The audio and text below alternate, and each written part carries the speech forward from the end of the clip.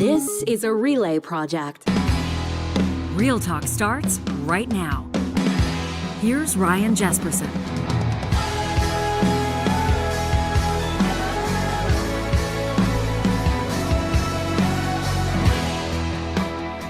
Oh boy, the first show back after a long weekend, and I hope everybody had a happy family day.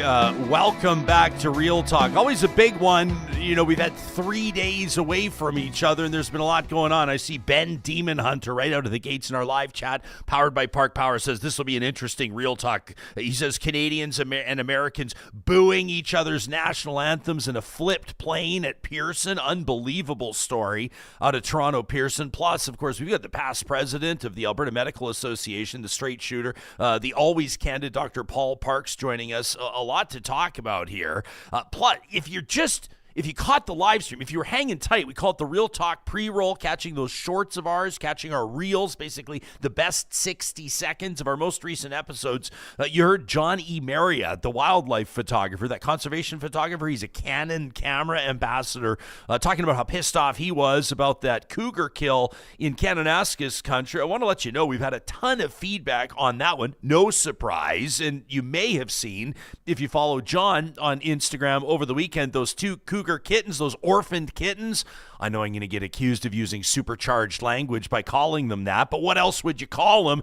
Taken in, captured by Fish and Wildlife. They'll be handed over to a zoo or a wildlife sanctuary, not old enough to fend for themselves. But we'd heard, and we have heard from the hunting lobby, from those of you that are supportive of that cougar hunting, the changes that the Alberta government has made, and that hunt in particular. And I want to let you know that we will be featuring Mark from Blood Origins Canada on the show coming up in the first week of March. Mark was on the show, you may remember, a short time ago in the context of Alberta changing the rules of issuing tags for those so-called problem grizzly bears. We always want to hear different perspectives on the stories that we're covering, and that includes today on healthcare. If you have an alternative perspective to what Dr. Parks is bringing to the table, we encourage you to join us on the live chat, the Real Talk live stream, of course, presented by California Closets, or you can always send us an email to talk@ryanjesperson.com. We're going to get to one from TR, who wrote in last week on this alleged AHS scandal. We'll see how plainly he can speak. Issues before the courts, you got to be careful, but we want to dig into it as best we can with informed commentary. That's our mission each and every single episode. This one is happening with the support of Alberta's top online real estate school. That's Relo, R-E-L-O, online at relo.ca, where better real estate training starts. It's the time of year where people start getting, you start getting that cabin fever if you're in that job that you can't stand, the one where you feel like you're stapled into your cubicle. There's no earning potential outside of what your salary is and maybe has been for quite some time. You're seeing those that are working in real estate help folks buy or sell that perfect property. If the idea of a career in commercial or residential real estate resonates with you, you're going to want to start with Relo. They have online instructors that are the best in the business, offering around-the-clock supports. They'll get you set to write your exam, to get licensed, and to start your career off on the right foot. Make sure you save yourself a couple of bucks out of the gates as well with the promo code Ryan100. That's all one word. When you sign up for the Alberta Residential or the Alberta Commercial Real Estate Bundle, the promo code Ryan100 will save you $100 off each when you register at relo.ca. Well, Dr. Paul Parks served Albertans as president of the Alberta Medical Association up until a few months ago. And when he ceded the office, his term wound up and Dr. Shelley Duggan stepped in. You heard Dr. Duggan on the show a short while ago. Now, as past president, Dr. Parks is just mailing it in, sipping on pina coladas, doing nothing with his spare time. In all reality, you're still obviously pedal to the metal as you were the whole time as an ER doc in Medicine Hat. You never stopped practicing either when you were pres, did you? No. I was working probably 2/3 time still in Emerge, and now I'm back to full time, but still trying to advocate and still trying to kind of push. Was working over the family long weekend even, actually, and working over yesterday, and then came up here to visit family now. So down in southern Alberta? Yeah, in Medicine Hat. Okay, yep. Good. So what people are hearing from you now are not takes from somebody who's been in the ivory tower and has no idea of how the system's actually running or not running. You've been in the halls. You were in the ER 24 hours ago. Yeah, absolutely. And that's kind of the key part here, saying I'm not speaking on behalf of the AMA formally. I'm kind of more, this is frontline experience. I've been doing this for 20 odd years in Alberta, and I'm still in the trenches every day. And my colleagues across the province have been reaching out and, raising big concerns about what's been going on. So this is the perspective of what's happening in our healthcare system right now, right from the front lines, and then having interacted with all the people at the top. I've said this to our audience before, that I'm always grateful when we have somebody who holds an office, the executive director of this, the president of that, because you get the take on behalf of the organization. But interviewers really lick their chops once somebody's left the office, because oftentimes they can speak a bit more freely. Is that why you're here today? Oh, yeah. I mean, I think I'm obviously passionate about advocating for the healthcare system. Obviously think it's important Albertans understand what's going on out there and how it's going to impact their health and what's going on with political decisions, with the scandal, with things that are out there that they should be aware of. And yeah, the biggest piece of this now is got to be cautious, because there are allegations, legal suits, things like that I can't speak about those particulars, but I can absolutely tell you that I can give you what the lay of the land is, what are patients experiencing, what's the system look like, and what are the impacts on this, because I've been living it every day. Yeah.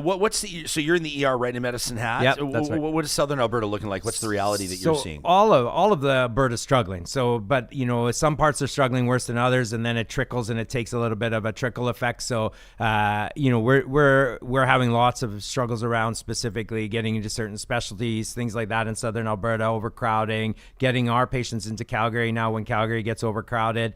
It's a big trickle effect, because everything rural comes into the regional places, like I work in the Hat, and then regional places funnel up into the big centers in Calgary and Edmonton. And so that the access block and the issues that are in one area, like right now in Edmonton, they're drowning, Ryan. They're actually at probably what we would call catastrophic levels of admitted inpatients, emerge inpatients in the Edmonton zone. Well, right you now. and I are hanging out having a coffee like 20 minutes before we start recording, and you get a text, and I don't know who it's from, and you probably don't want to say, but I saw your eyes, and you kind of went, oh, geez. So would you tell us about the message you received this morning? Yeah, I mean, that's part of having been still working, all my colleagues, but also having been the president, that a lot of people reach out. And so just hearing that there's over 200 admitted inpatients in the Edmonton zone today, someone texted me and is like, Parks, this is a big issue like this. We got to get moving on this. And what that means, so 200, we call them EIPs. So those are emerge inpatients. So let's put that in perspective. That's someone's had a heart attack, a broken hip,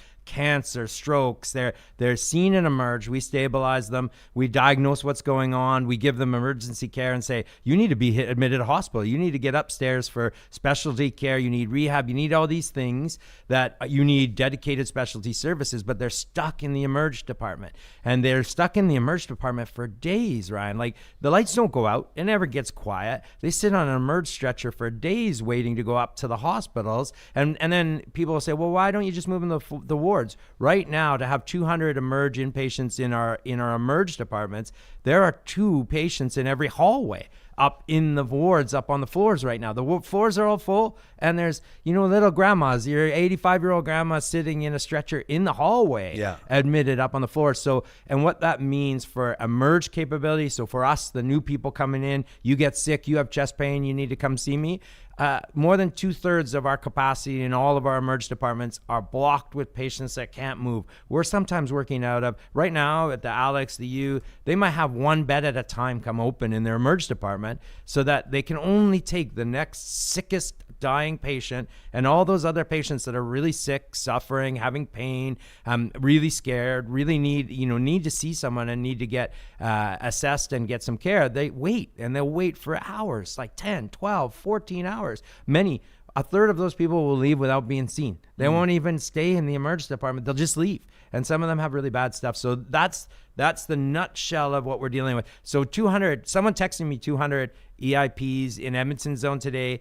That means we're in full-fledged disaster mode, trying to move everything we possibly can. And right now, to tie that into the environment that we're going to talk about coming up, and I know you're going to ask questions about, is that right now we're also crippled because the people that would make the decisions within Alberta Health Services, Covenant Health, the high up leaders, they're paralyzed. They are not able to make, really, really react to this. And government has been the Alberta Health and government has been operating and making decisions on health for over 2 years, and everything is paralyzed right now. Nobody is really able to really act in a meaningful way, and in the end, that trickles back to real Albertans, suffering and having poor outcomes, and that's why I'm here to talk about it. I should preface, after all that doom and gloom, when you get in, our teams are amazing, and you get amazing care. So a lot of the stuff I'm talking about now is that if you have 200 emerge inpatients sitting through, that's about 2/3 of, that's like knocking out the U of A,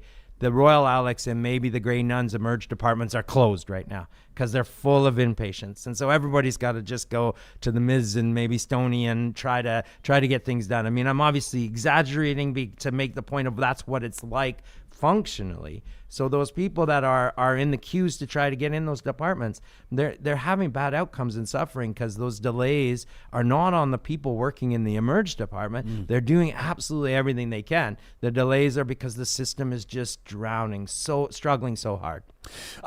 Later on in this interview, we'll circle back and I'll ask you if you think that can be fixed. I almost feel like it's like beating the same old drum because we've had that conversation time and time again. How do you fix it? But I don't want to assume anything. When you describe the system as paralyzed, people want to know exactly what you mean by that. Yeah, well, I mean, so think about it here and how. I mean, part of it is some of the big decisions around if you want to talk about solutions, which are key, some of the big decisions around solutions are around capacity, around how moving patients that are in the hospitals for a long time, alternative level of care, we call it. They can't go home, but they need to go to continuing care. How do those people move? How does it go through the system? The refocusing and the decisions government's made has really paralyzed that ability for these things to work and integrate well. But in a real disaster mode right now, if you think about it, all the leaders in this isn't just Alberta Health Services. This is really important. Like Edmonton's own has Covenant Health as well. 2 of the emerge departments are Covenant Health, the Grey Nuns and the Miz, and the other ones are AHS. So they've got to coordinate together. They've got to take things to Alberta Health, and these are leaders that have just seen everybody be fired again and again. Heads have rolled in this environment because government, the premier, the minister have fired people because every time if they step up and say, hey, it's bad, we need to do this, we need to do that, it's going to be, it may be a difficult thing to do. Well, the actions in the last couple of years have been to fire those people. In your opinion, why do you think former AHS CEO Athana Mentzelopoulos was fired? Oh, so now this is the tricky. So I'm going to say again and again, this is all my perspective. But what I do understand from how things have played out is I actually think, and let me say this strong and loud, let's get a public inquiry. So nobody's listening to what Parks thinks. Let's get an inquiry so we get the facts out and find out why she was fired. But here, being blunt, I believe Athana actually stood up and said, you know what, some of these things aren't the right thing to do. And as the leader of AHS, I'm making difficult decisions. And I don't think that this is the best way to spend our money. I don't think this is the best way to get optimal patient care for our surgery patients, as an example. I want to do a review. I want to internally review it and see if we're getting money, bang for our buck for our taxpayer dollars. And government didn't like the answer and fired her. And so this is the example that I'm saying is that how are you going to run a healthcare system? Alberta Health Services had over 100,000 people working in it. How are you going to run a health system where the people who stand up and say, wait, maybe this isn't a good idea, or maybe this is a good idea, and there's a perspective at least, and allegations that they get fired for saying that or doing that because the government didn't like what was being proposed, as an example. And that's clearly in the statement of claim. If you read Athana's statement of claim that's out there in the public record, she tried to do her due diligence and do exactly what the CEO of AHS is supposed to be doing. And the allegations are the numerous different government officials in Alberta Health and MLAs and different people got involved, and she ended up being fired. And the allegation is without cause, not justly. So that's the environment that people in Covenant Health, Alberta Health Services are working in now.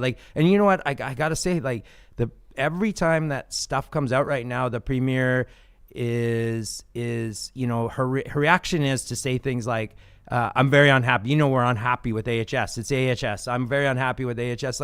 And then divorce herself from the reality of that the outcomes in our healthcare system are on her, man. Like she is the owner of the healthcare system. She's been elected to actually make sure the healthcare system is running properly. And you know what, here, we're all focused, we're thinking about hockey, right? We got Canada and the US coming. Sure. We're looking, let's just say the analogy to simplify things so people understand how government works with Alberta, with healthcare, is that think about if there was the owner of the Oilers, and the owner of the Oilers comes in and fires a whole bunch of coaches, fires the coaches again, also then makes a decision to say, hey, listen, we're going to take the defense and we're going to silo them over here and make them practice, and the offense in a different building, make them practice in a different building. And also, you know what? I'm going to put in rules that no one can skate backwards. And then we're going to go at it, have at it. And all of a sudden the Oilers start losing a bunch of games and the fans are getting angry. And the owner's like, well, it's the coach's fault, or it's the player's fault. Like, it doesn't make any sense. And so why I use that analogy is the premier is the owner of this system. She was elected to run this. The government's making all these decisions. And why it's really important to stress that is every single day there's hundreds of thousands of healthcare workers out there that are working and doing their best in a really tough environment. And they keep hearing our government and our premier say, oh, you know, we're doing poorly in the healthcare system because of you. It sounds like the owner of the Oilers saying, hey, we're losing a whole bunch of games because the players aren't trying hard enough. And the players are like, God, like, just let me skate backwards. Yeah, I mean, on the flip side, the government would probably say, if Premier was sitting right here with us, she would say, well, the healthcare system has been broken for years, and we have not been hitting our target wait times, or we haven't been hitting our target objectives or key metrics for years and years and years, and so we're trying to do something different. And you know, that whole thing about the definition of insanity and trying the same thing again and again and expecting different results. On her radio show this weekend, Premier Smith, in talking of procurement and this alleged scandal, and we'll get into it with you as best you can talk about it. Danielle Smith said, quote, we also have to ask the questions about why it's taken Alberta Health Services literally years and years to finalize some of the contracts that were awarded even before I got into office. She's pointing the finger at inefficiencies and underperforming in the system for years, and you actually can't deny that. No. Should the system be fixed? 1,000%. Everybody sees there's places that absolutely we need to make improvements. And so again, now this is why I wish if the premier was here, I'd say, yeah, and you ran and said you'd fix it in 90 days and you're in charge. But now here's the thing that I would say is, like, adding chaos is not going to be the way to get efficiency. So firing, you know, this is, what are we on, second board and fifth CEO now in this premier's term. So just firing people again and again, carving it up, that's not going to actually allow us to be able to function in a way that when we hit today and we have, you know, 200 emerge inpatients in our Edmonton zone, similar kind of volumes across the province, and we have to deliver safe and timely care, that's not going to help us. That chaos, it just keeps adding more and more chaos. And so here's where it goes back to some of the things that we've been saying and really advocating about is direct intervention and meddling in the government for the last 2 years, making all these decisions. Well, then don't divorce yourself from the results. The premier and this government owns the results of where we're at right now. But B, all those decisions are being done without the expertise of the people on the front lines or the leaders who are saying, hey, maybe that's not a good idea, Premier. Maybe government, this is not the way to make sure people get safe and timely emergency surgery, for example. In talking about sort of chaos in the system and turnover, I'll credit David Kleimenhage, a longtime Alberta politics writer. You can read his work at albertapolitics.ca. This was a post back on January 10th of this year, so about a month ago. He says, no joke, we counted. Alberta Health Services has had 12 chief executive officers, 12 CEOs since 2008. And then he goes on to list them, which is a good resource. So keep in mind, Danielle Smith swore in as Alberta's premier on the 11th of October. And since then, so she would have sworn in, that would have been Verna Yu, who is a physician and CEO, obviously, served through till April of 2022. She was let go. Mauro Chies, is that how you say it? Yeah, Cheese, yeah. Mauro Cheese, from April 22 to March 23. Sean Chilton, RN interim CEO for more than a year. Then Athana Mentzelopoulos from December 23 until January of 25. And then now interim CEO again, who's, I believe, is he the assistant deputy? He's the deputy minister. Deputy Minister Andre Tremblay. He's doing it from the side of his desk right now. That in itself, like, that's mind-boggling to me to think that the deputy minister is probably one of the busiest bureaucratic portfolios in government. I think people would say to be the deputy minister of health, probably one of the busiest, hardest jobs. And he's doing the CEO of a huge organization on the side of his desk. And I mean, can that be possible? Are they taking this seriously? And the second would be, I really want to stress, Athana was handpicked by the premier and her office. And I was there. I was sitting next. Athana was our CEO of the AMA, working with us a couple months in, and the government came and said, we have to have her. We have to have Athana to run. We can trust her. We need her to do the full refocusing. We need her to guide through this and maybe even, go on there and take over. I don't know those parts, but there was very, very clear. They were like, we need to have Athana. We can trust her to go through all of this refocusing. The government picked her. And then when she started doing her jobs, the allegations are that they fired her, unduly for trying to do what she was expressly put in as the AHS CEO. You've hinted, and I've seen some comments that you've left on social media sites, and that there's kind of a chill factor in place right now, that professionals within the healthcare system are afraid to speak out. I'm curious to know what you believe those consequences could be or are, and I'm also curious to know why you're speaking out if you do believe that there is that kind of chill factor in place. Well, I do believe it. It is real, Ryan. And then right now in this culture, that's why I'm getting texts when this person that texted me didn't know I was coming to talk to you right now. It wasn't like a plan. It's like they're sending me stuff daily now because these are people in positions that have, they know the facts, they're worried, and they don't know how to actually work within the system right now necessarily to be able to afford meaningful change. So and right now that this is I'm not making up these words. I'm pretty sure that I don't have them in front of me, but the premier and the minister said things like they're going to go walk through the hospitals and fire people if they're not doing their job, and then they start firing people. Lots of senior people have been let off. Maybe there's really good reasons, but the point is we're in a culture where anybody is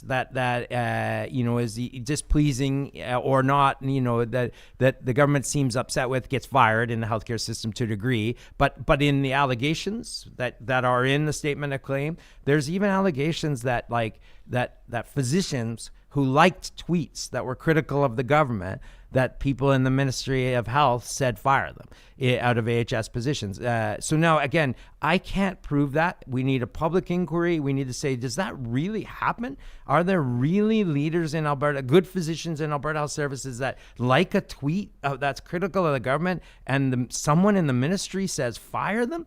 Like that is so chilling for people to hear that. I'll tell you, day in, day out, I joke about it, but it's not a joke, Ryan. Like, people tell me that if I was in Russia, I'd have fallen out of a window by now. Like, they actually call me up and say, Parks, watch your back. And so why am I doing it? I've been advocating for 20 odd years. So my only strategy is to try to tell the truth and get so loud that, it would be hard for them to try to silence me by some of those means. But I don't know, and there's so many good people that if you get fired from your job in AHS right now, for example, in Alberta, there's nowhere else to work. You can't work in Alberta. You have to leave this province. If you got roots, you got family here, you're gone. There's nowhere else to work in healthcare in this province.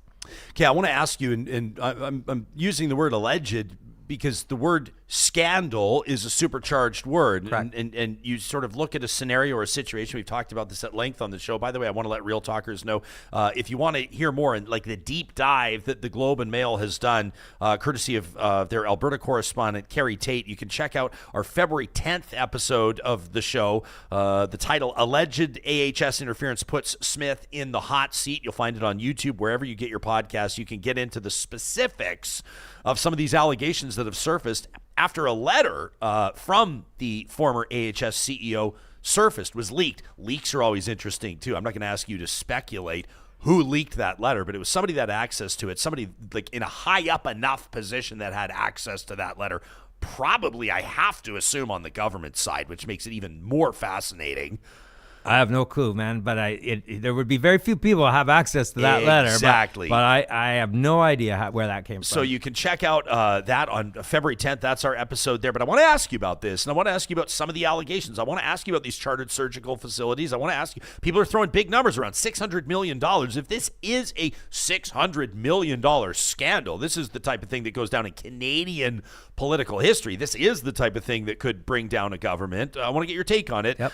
More from the past president of the Alberta Medical Association. We're talking to Dr. Paul Parks. Before we do, when events beyond our borders, and we're talking tariffs, we're talking about our relationship with the United States right now, and obviously the great disruptor, the president, Donald Trump, put Canada's economy in jeopardy. We've got to make the right choices here at home. I want to direct your attention to supportthespark.ca. I'm talking about correct choices like investing in world-class research, the learning that fuels Alberta's prosperity. We simply cannot afford to underfund the academic staff at the University of Alberta because we cannot afford to lose the teachers, the researchers, and the students that we need to power Alberta's future. So here's what we're asking you to do. Go to supportthespark.ca and help keep our future strong. We know that massive cuts at the University of Alberta, cuts to the leadership as well, is impacting in the sense that top researchers are leaving. More than 50% of classes at the U are taught by contract instructors without secure jobs, and students are paying more every year in tuition. You can go to supportthespark.ca today and have your say. This is a message from the Association of Academic Staff at the University of Alberta. Hey, there's a big luncheon happening coming up quick, and we want to put it on your radar in support of the Alberta Women's Health Foundation. Don't miss your chance to join the first ever Alberta Women's Health Foundation Luminaries Luncheon, presented by Scotiabank Women Initiative. This is an inspiring new event supporting women's health research in Alberta, and it's going to allow guests to take part at the Foundation's inaugural event dedicated to advancing women's health research in this province and beyond. It includes an opportunity to engage with the pipeline to possibility researchers. You'll be able to meet and mingle with 5 early and mid-career women's health researchers showcasing projects and, of course, the anticipated impacts on women's health. Linda Steele, our good friend, is going to be emceeing this. A wonderful lunch at the JW Marriott, and then a keynote from Joanna Griffiths. She's the founder and CEO of Nix Wear. She'll be talking about the Nix Way, building a brand with purpose. You can learn more about it at albertawomenshealthfoundation.org. That's the Luminaries Luncheon coming up at the JW Marriott first week of March, presented by the Scotiabank Women's Initiative.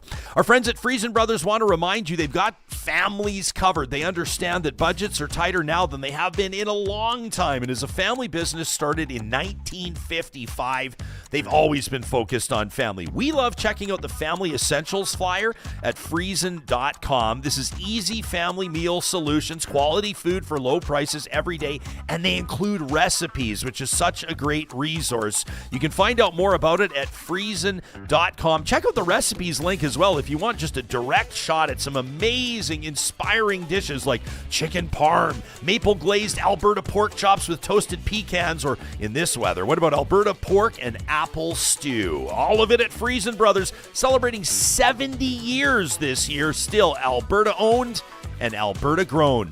And I also want to remind you that our friends at North Road Investments have you covered this time of year and all around the year. But this is the time of year you're going to be wanting to look at your investments. You know, they've been paying close attention to the Canadian stock market as measured by the TSX Composite Index. Returned over 21% last year in 2024. That's a return that honestly every Canadian can be proud of. But if the Canadian equity portion of your portfolio didn't perform that well, or if you don't even maybe know how it did, you might be interested in learning about a different way to invest. Index investing tools are used by sophisticated investors around the world, including right here in Edmonton with North Road Investment Council.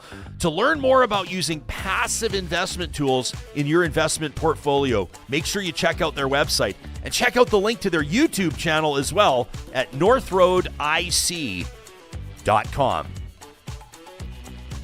Hanging out with the past president of the Alberta Medical Association. He's an ER doc, proudly practicing in southern Alberta in Medicine Hat, Dr. Paul Parks. Erica's joining us in our live chat powered by Park Power. She says the most efficient healthcare systems in the world are hybrid public-private systems in Europe. She says by nearly every measurable metric, they're better than purely private or purely public. A big part of this alleged scandal that everybody's talking about are these chartered surgical facilities. Before we get into the nitty-gritty, as much as you can, I want to ask you to reply to Erica's take and sort of this hybrid of public-private models. A lot of people in Canada bristle the minute you mention private. Yeah, you know what? So there's two pieces there. It's a big topic. I mean, that's another one. Let's come on and talk again down the road on that, because there's private delivered and private pay. So that those are different things. So what the CSFs are private delivered, but still public paid. But the big piece about this right now, when you got to compare apples to apples, when they look at the places that have, really robust public healthcare systems and they add private on and it seems to work, those are in countries where a lot of the really key pieces are taken care of. Like they pay for all of their medications, their psychotherapy, their physiotherapy, their base needs, everything in terms of primary care access and base needs in a really robust public healthcare system is taken care of. And then they add private on top and it looks like it may function in a nice hybrid way. Well, Canada's public system right now is by no means robust. And so now to parse it up and to cut off pieces of it and take workforce from the public system that's already struggling and try to add private components to it, that's the struggle we're having right now. And that's exactly what the government has been marching forward, like full, kind of hell-bent really, to actually get out a lot of these private delivered healthcare, but publicly funded. And I just want to actually say, I was thinking about it, reflecting where I hope that everybody will listen to this and not take me like I'm anti, I'm partisan against this specific party in this government. Like the important thing about healthcare is there's only one person running it. It's whoever's in government. So if you're critical of what's happening to the healthcare system, it's not that I'm against UCP or this party or that party. It's that we have to have real talk about what's actually happening in the healthcare system. And there's only one government running it. So in the chartered surgical facilities now, looking at that, what those are, and the scandal, again, the allegations, it should be really clear that there's some that are functioning well and maybe working really efficiently and have really good contracts and working well. But there's allegations and real concerns that there are other ones where the procurement process, the due diligence, the process of seeing who's going to run these CSFs and what do the contracts look like and how much does it cost, that is questioned right now. Everybody's saying, what's happening? Is that just done in back rooms, or is there a process and it's being followed? That's a key thing Albertans should be saying, like, if we're going to go down this path, is it done in a way that makes sense so we get the bang for the buck for taxpayers' dollars? It's your money that's paying for healthcare. Okay, so like in layperson's language, a chartered surgical facility is somebody or a group of investors or whatever the case is that have built a surgical facility and staffed it, kind of with the blessing of the government, with the arrangement that the government will direct surgeries to them that will be paid for by the public. They'll be administered publicly. There's nothing different about that, but in theory, it adds surgical capacity. It adds beds to the system in lieu of a government, the taxpayer, on the taxpayer's dime, building more surgical suites, correct? Is that like in layperson's language? Absolutely. And even simplifying more, like if you just take, so it can be eyeballs. So we have ones that do eye surgeries and have for a long time. It can be bones, for example. So the ortho ones are a lot of the ones that they're discussing now.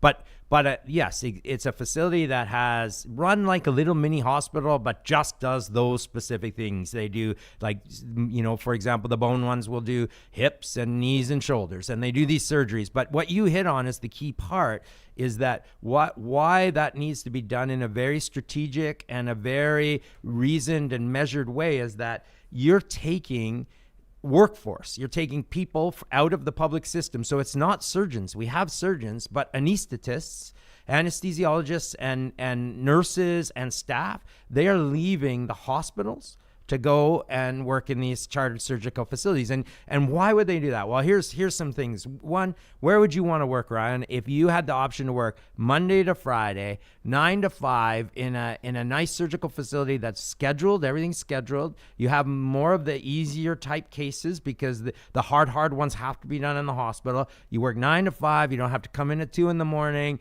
You don't got to get woken up for that mass trauma that's really difficult. And that's all you have to do. Or would you work in the hospital system where you got all the chaos, all of this kind of, doing things at 2 in the morning, really difficult cases, cancer cases that take 12 hours, all these difficult things, and you get paid the same. Yeah. Or you might get paid more in the chartered surgical facility. And that's why it's really important to discuss is that, okay, if we had an infinite amount of anesthesiologists and nurses, well, yeah, let's start to funnel some of them over there and get some of this streamlined out of the hospitals. We don't. We right now in Alberta have empty operating rooms in our biggest hospitals because of these surgical facilities that are taking the workforce.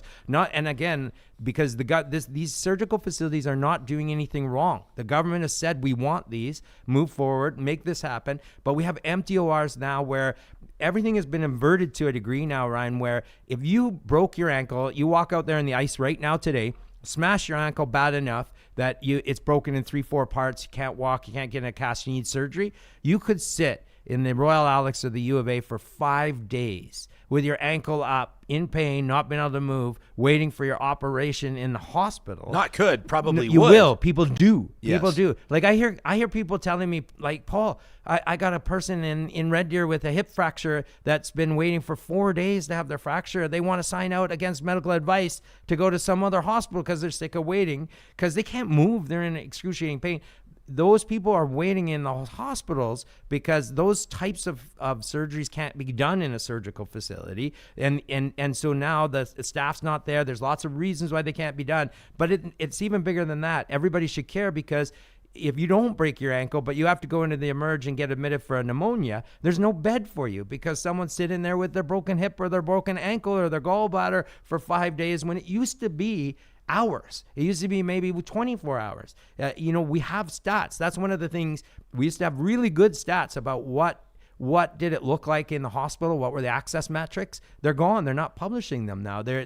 And it's getting worse objectively. This isn't my opinion. Let's actually dive in and look at them and get the numbers out there. Things are getting worse. There's a real talker who we can verify does work in orthopedics, is watching now live and does not wish to be named for obvious reasons, says the answer to surgical backlog was not as simple as opening chartered surgical facilities. We had unused operating rooms and still do, says, for example, at the Royal Alexandra, that's Edmonton's inner city hospital. What we don't have now or didn't have back then was enough healthcare personnel, ward nurses, OR nurses, anesthesia, hospitalists to manage the increased patient volumes. 1,000%. And I've been screaming that I'll go back when I met with the minister. I worked for, as the AMA president, almost 18 months directly with them, trying to explain this to them and saying, listen, these are the struggles. These are the troubles we're having. Let's work together and create a solution where this works. And so now to go to the scandal, this is alleged, but there's pressure to open up a CSF in South Zone, for example. A surgical facility, an ortho surgery in a very concrete example I can give you because I work in the South Zone, that there's pressure, undue pressure to say, sign these contracts and open a CSF in South Zone, a chartered surgical facility to do ortho. At the same time, AHS and independent people looking and saying, do we have the capacity to open this? Do we need it? There are memos out there that I've seen that say do not build one in the South Zone because right now in Medicine Hat Hospital and in Lethbridge, we have half of our ORs are empty. They're not running. We can't get the staff. We can't do cases in there. They're already empty. Why would any government then say, you know what, we're going to take the same taxpayer dollars, the same money, and give it to a private business, even if they're maybe a bit more efficient, and divert resources over into this facility when we can't even use our own facilities at 100%? Those are the questions that I believe AHS leads and Athana was asking when they were saying, no, just sign the contracts. There's different elements to this story, and again, Carrie Tate on the 10th of February spoke to us about it. I encourage you, if you've not watched or listened to that episode, to do so, because kind of the depth of her reporting will become evident and give you the details. I'm not going to spend a lot of time talking to you about the Turkish Tylenol story. I feel like that's kind of been litigated. I feel like everybody agrees on that one, conservatives, opposition, and the like, that it was a debacle. Yeah, okay. Right? It was a debacle. Yeah. And I understand. Listen, I've heard people out, and I don't disagree to a certain extent. I don't disagree that if you rewind back into the pandemic and you look at the reality, there was a nationwide shortage, a global shortage, but a nationwide shortage of children's pain meds, and I know that the federal government was trying to source it, and then Alberta kind of went it alone. Where have you heard that before? And ultimately it kind of blew up in Alberta's face to the tune of about $70 million. Had it not blown up in Alberta's face, then Alberta would be the champions that figured it out all by themselves. But it was the partnership. It was who they were dealing with, and then the longer-term relationship of it that I think has raised eyebrows. But the big dollar numbers, when people are talking about this, when you at home or when you're hearing this story and you hear people talking about $600 million, that's when you're talking about the surgeries. That's when you're talking about procurement. That, to me, seems to be the bigger part of the story that maybe requires more eyes on it, because if there's a bit of a stink in the procurement process, then you're talking about some pretty big ticket items. I mean, this is a government that's mused about selling off hospitals. Yeah, absolutely. I mean, so that's the Tylenol part is like, how did that get procured? Did you say Tylenol? Yeah, that's amazing. Yeah, so that, but how did that get procured? It goes into how are the CSFs getting procured, and when procured, like you need, like I'm a civil emerge doc. What's that mean? It's literally like, was there due process of like, did we do all the checks, cross the T's, dot the I's to see, does this contract make sense? Is this what how we should be spending our taxpayer dollars? That goes into now like big facilities and even hospitals. And meanwhile, now there's allegations that, when people are doing their due diligence and saying, hey, this is taxpayer dollar, we should make sure this is going to work, they're getting fired. But in addition, every piece of the healthcare system healthcare is so complex that when they start doing little pieces and carving it off, we are now in an environment where, because the government has said our mandate is to do all of these CSFs and really push on these, we're in a place now where we can't do complicated cancer surgeries on patients in our hospitals. So let me actually step one sec back. Again, not to be critical of CSFs, they provide an amazing service, and they can be done efficiently if it all works in the big system. They cannot do what will kill you. So if there's surgeries, if there's things that are life or limb threatening or the things that will kill you, they have to be done in hospitals. What would be an example of something that would kill you? What would be an example? Appendicitis, as an example, or your gallbladder, or like, a very bad infection in your hip, or things like those kind of things, even post-op complications that happen in those facilities that then become life-threatening, have to be done in the hospitals. So no matter what the government does, it still has to run hospitals and make sure that the life and limb-threatening care gets done in a timely manner. Well, I'll tell you right now, all the experts in the system are saying that is not happening. Cancer care, our delays are worse than they've ever been, Ryan. And like, this is heartbreaking. Like, people, it's not even just to get seen by specialists. Like, I got told an example of high risk, new diagnosis of prostate cancer in January. First appointment to see a specialist is in mid-June.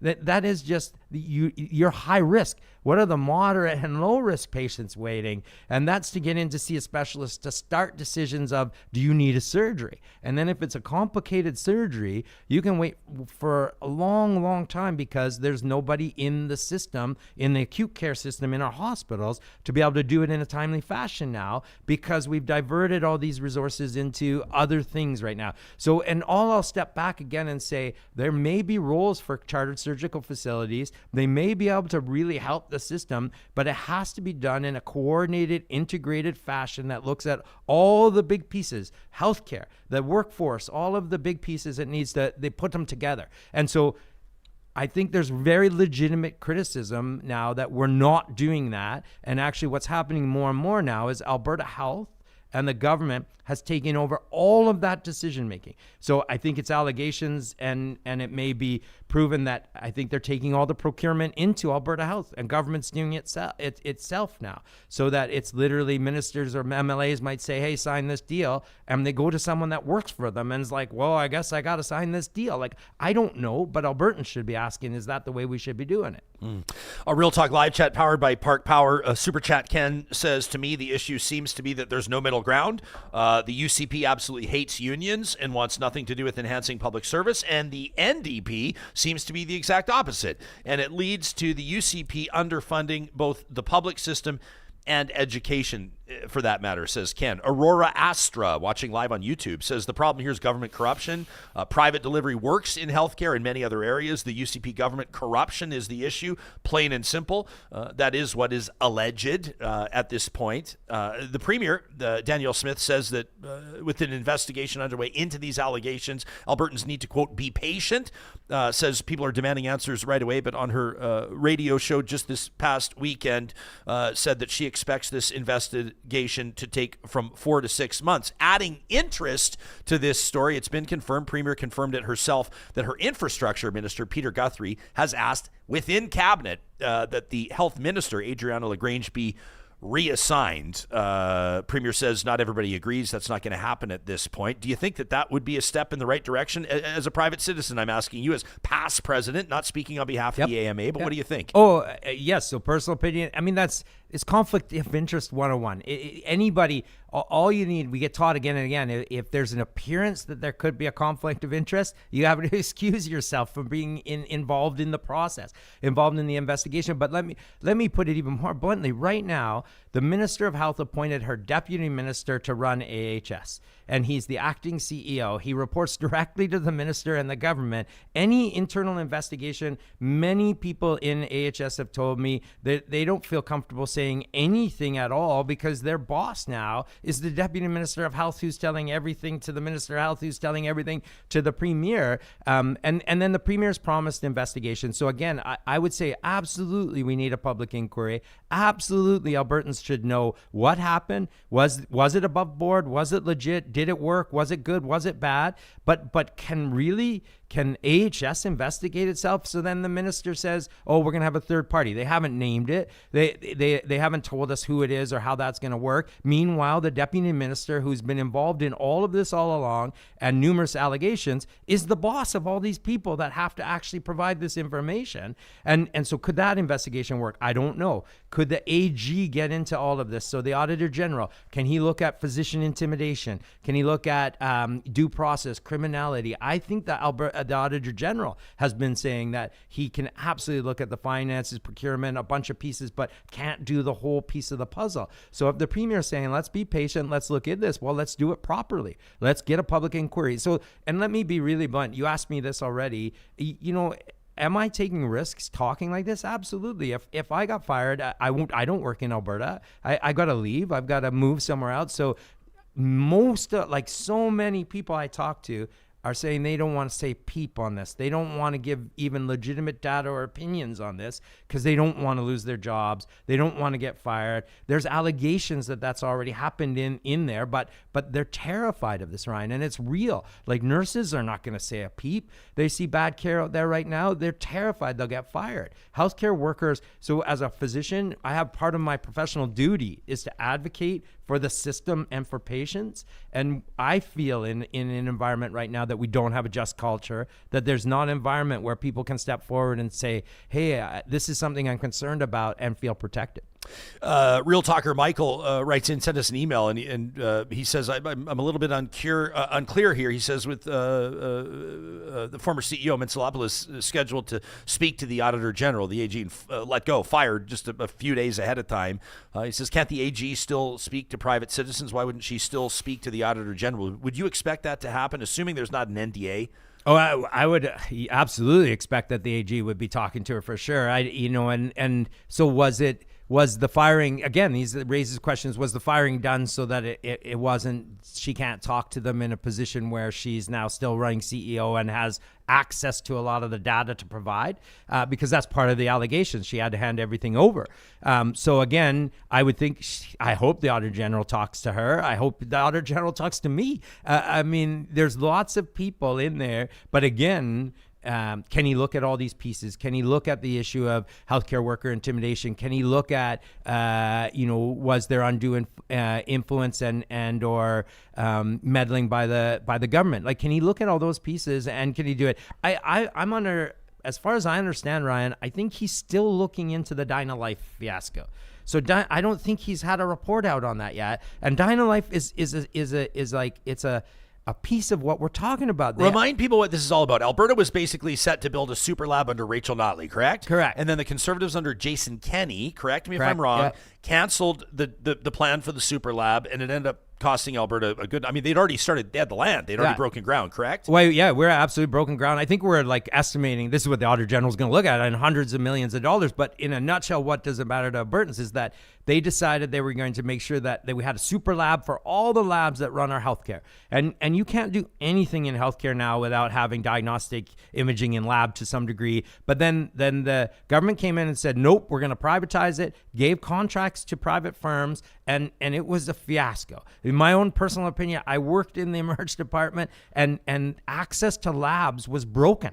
You couldn't, they were sending people into the emerge department to see me for a routine ECG because they couldn't do it out in the community because they broke it when they went through this private process, to the point where the government of Alberta right now, who has professed to say their ideology is, really strongly should be private delivered businesses, they reversed it and they made it back into the public healthcare system because they said it wasn't working, it was broken, it couldn't be integrated, it couldn't deliver the services, and the Premier and our own government here reversed that course. And the reason that I bring it up though is I think the Auditor General is, what are we, like, I don't know, 18 months, 2 years still looking at it. I don't think he's got I don't know how long he's been looking at it, but I haven't seen a report on that yet. So with if the Premier is saying be patient and this is going to take 2 years, I don't think Albertans should tolerate that. We need, all I'm advocating is let's get the truth out there. Let's get the facts out there. This is so crucial. Healthcare, everybody in Alberta is going to be impacted by healthcare in some way. This is so crucial. Let's get this done right. Do you think this justifies RCMP investigation? I think that there's a lot. Yes.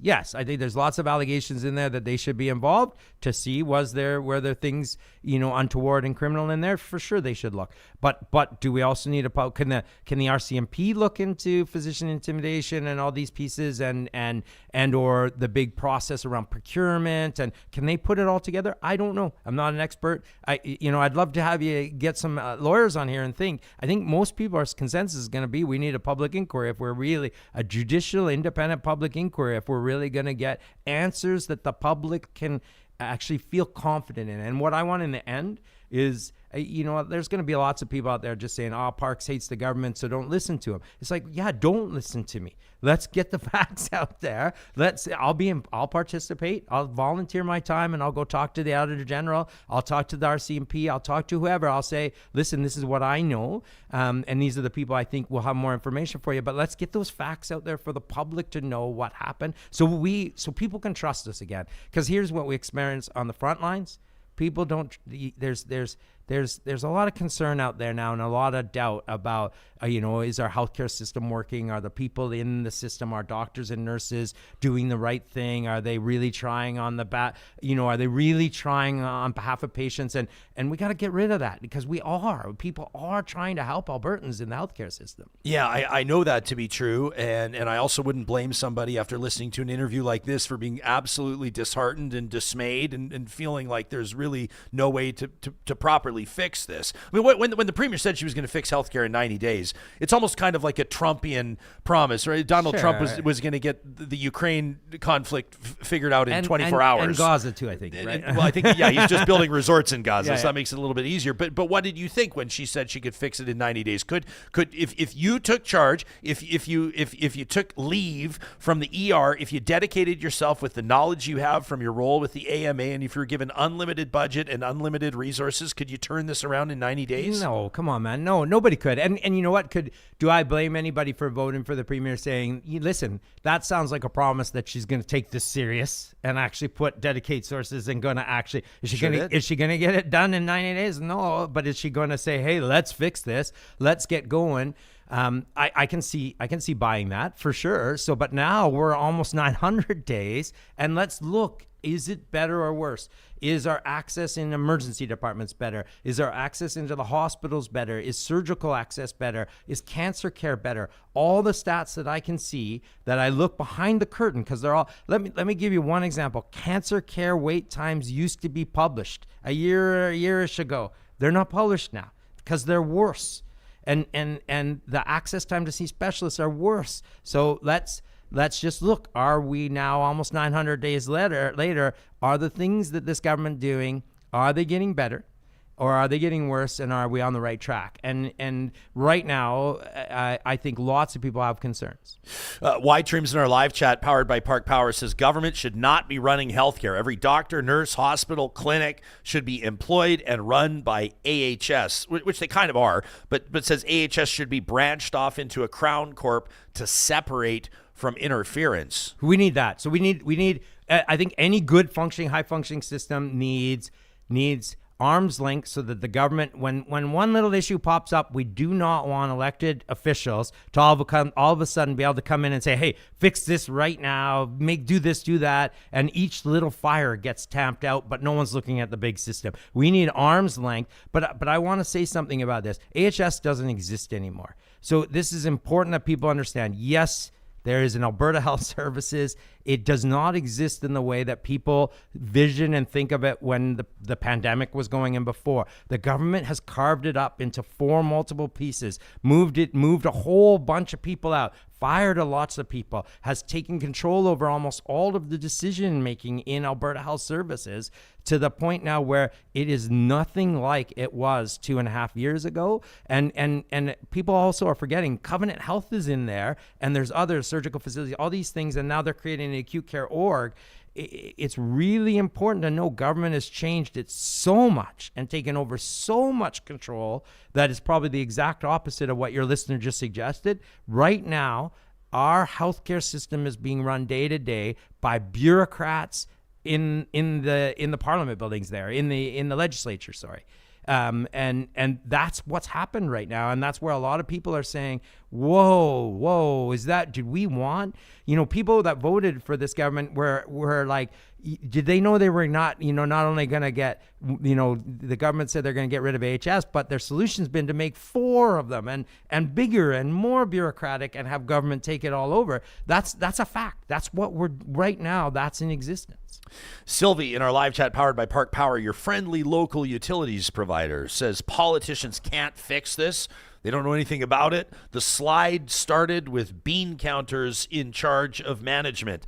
The reply from politicians would be, so you just want us to cut a check, or so you just want us to issue a blank check. It wouldn't be acceptable to politicians, and it wouldn't be acceptable to the general public. Yeah, so the answer there, absolutely, we should be. So this is, as Albertans, we want our government to be fiscally conservative and spend our money right? So government should say, hey, here is what we want you to deliver on, and here are the metrics we want you to achieve. Here's the blanket amount of money that we're going to give you, and now let's reassess that in 2 and then 4 years, see which track we're going, and make adjustments. Day-to-day government making those adjustments is not going to work. It's actually going to make things worse. But keep in mind, here's what our government did when they came in, when the premier came in. It's like the plane is flying, it's in flight, and they said, hey, we're going to actually take it apart piece by piece while it's flying and turn it into a helicopter, and then they're surprised that it's crashing. And meanwhile, all the people on the plane, all the patients are like, whoa, this is not good. The access isn't good. And the pilots up at the front of the plane are like, whoa, like, don't take the wings off first. Like, do this. Like, that's the scenario we're in right now, where it's actually not like just cutting it's not, from one side of just cutting a check and saying, hey, do whatever you want, and if it's terrible, whatever, versus every single day now, the ministry, the premier, the government is actually getting involved in day-to-day decisions of what's happening in operations. You talk about the plane crash. I can't help but think about what happened in Toronto. It's just absolutely bonkers. But so this ultimately, it's like, here's the multi-billion-dollar question, which is how do you start to fix it? And you've given us, I think, your assessment of some of the many reasons why the inefficiencies are happening, why the wait times have not been addressed. But let me circle back, because I promised the audience that before the end of our conversation, I would ask you how you would begin to fix ERs. And is that as simple as you need to build more hospitals? Like, is it that simple? Because I think people will roll their eyes. People want to believe that there's a way to find efficiencies in the system to address and fix this. There are, and in fact, like, smart people have really good ideas, but a couple of the pieces right now is and this is what I've been advocating for 15 odd years, but it kind of goes to a bit of the knee jerk. If the ERs are overflowing, so the knee jerk reaction is build more urgent care centers and more emergency departments. That's not it. Actually, right now, some of the massive solutions here right now, Ryan, they're bigger pieces, but they're around that integration. It's like it's like big pieces of saying, hey, listen, we're going to make a very significant investment in the continuing care access out in the community to long-term care, some of those pieces, and then actually do some dedicated, give some good people. Right now, as an example, in the Edmonton zone, I know there's over 180 people in hallways, and there's like hundreds of people in the system that are designated as alternative level of care. If we actually had a SWAT team be able to go in there and say, listen, you're actually only waiting to be discharged from hospital because of A, B, and C, and they had the power to say, let's move you to a hotel here, let's do some creative solutions here, let's do some of these things while we're building the long-term care down there. There are lots of creative solutions that could get us out of there right now. But what I want to circle back to, and what I said when I got my text, is the people in the system right now that are trying to be creative and do that stuff right now are paralyzed. They feel truly paralyzed to be able to do unique solutions like that right now. And we're just not in an environment where any really clever, smart, there's lots of amazing leaders right now in our healthcare system, and they're not jumping up and down to put their neck out and make suggestions because they don't want to become targets right now. We have to change that, man. Yeah, I hear you talking about, and you ask the rhetorical question of, like, if you were an orthopedic surgeon, or if you're whatever, would you rather work the 9 to 5 with the lower stress scenario, the lower stress environment, pick and choose your hours, et cetera?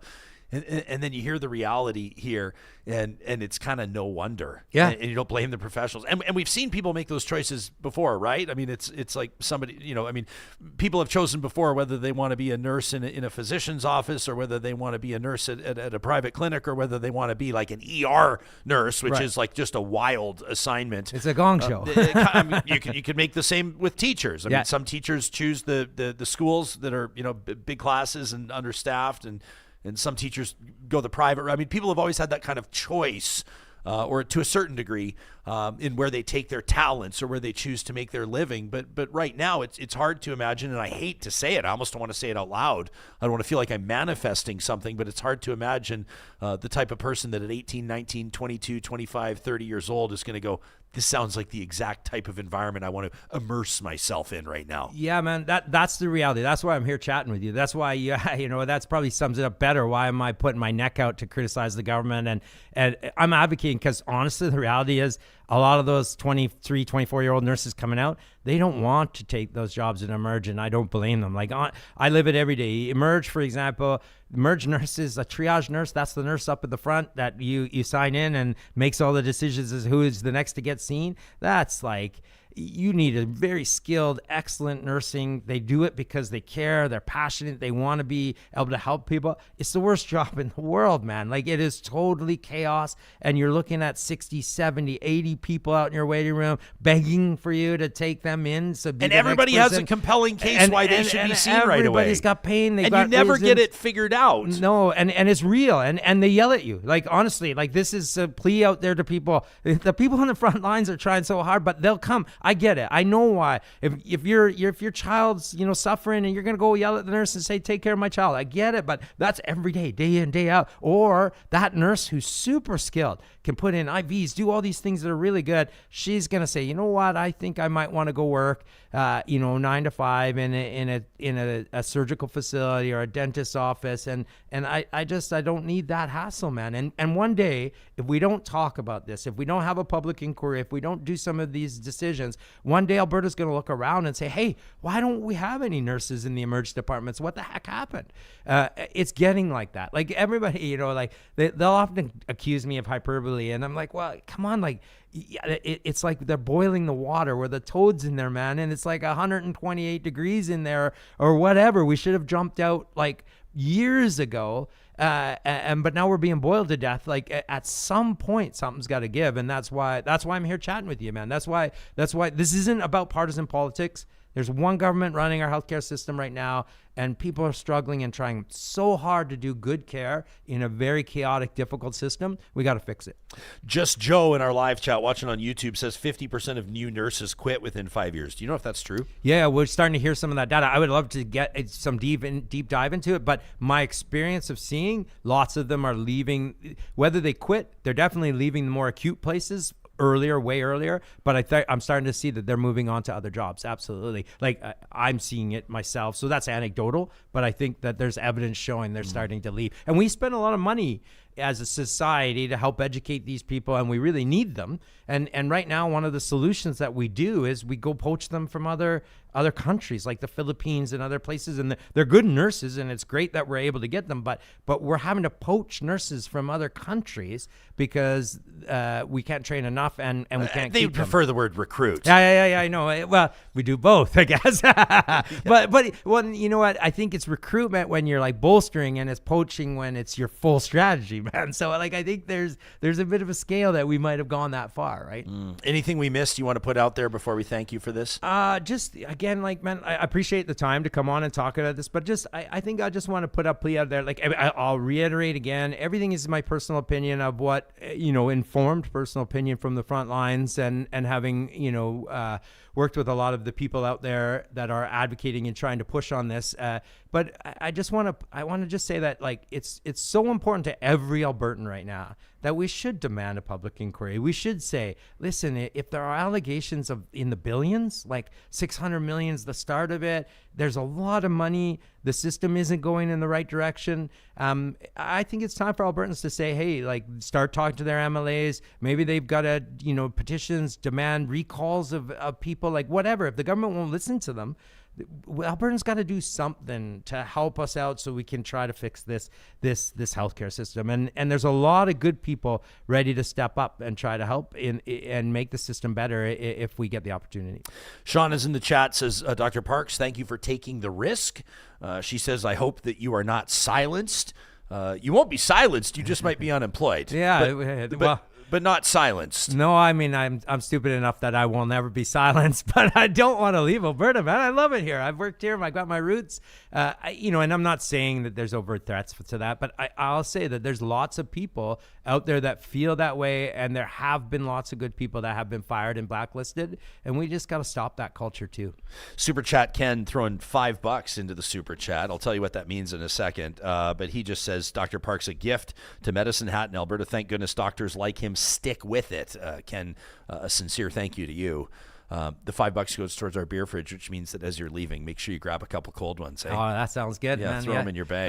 That helps dull the pain a bit. Yeah, no, that's good. No, and I shout out, like, I think maybe that's the best way to end on this, is that I hate that I get out here and it sounds doom and gloom, right? Like honestly, like just on the weekend, I worked all weekend. We had a patient come in and have a heart attack, and they got the clot buster thrombolysis, it's called, in 7 minutes in my emergency department. Like that's world class. Like, that is someone presenting with chest pain. That means from the minute they showed walked up in the within door, 7 minutes. They walked in the door, chest pain, life-threatening chest pain, big heart attack, and they were in a bed, IVs, chest X-ray, ECGs, talking to the patient, getting everything done, and being like, we're going to give you this life-threatening clot buster medicine that has lots of risks in this, but it's state of the art. in 7 minutes, man. Like the teams are fun. I'm proud of my team. I'm proud of the people we work with, and everybody, and everybody in the acute care system, in the primary care,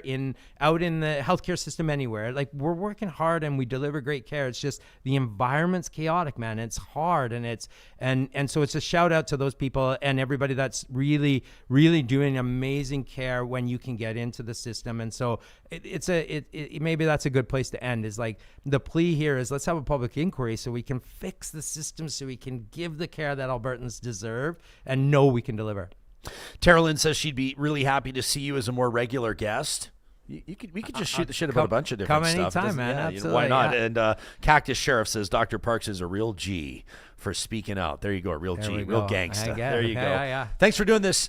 Yeah, I appreciate it, Ryan. I'll come back anytime and chat. All right, you can follow Dr. Parks on X, formerly known as Twitter, at PF Parks.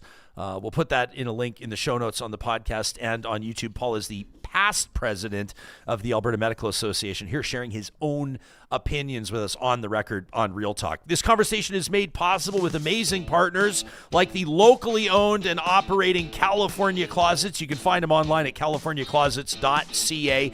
Custom closets and storage solutions for the entire home, proudly owned by an Alberta family and employing Albertans. They're sourcing their materials from Canada, and all of their manufacturing happens right here in our home province. Regardless of what they're doing for you, it could be a primary bedroom master closet, the one you've always dreamed of, that big walk-in closet with those drawers that you can slam shut and then they slow down right at the very last second. Maybe you want a chandelier hanging in there. Maybe you want the hooks and all the shelving exactly where you've always dreamed, so your personal wardrobe can be properly accommodated. They can custom design to fit any space and any budget. You want to go higher end, you wait till you see what they can do with lighting. You can also check out the client stories, the testimonials, see how they've improved the homes and lives of clients across the country, and request that free consultation by visiting their website, californiaclosets.ca.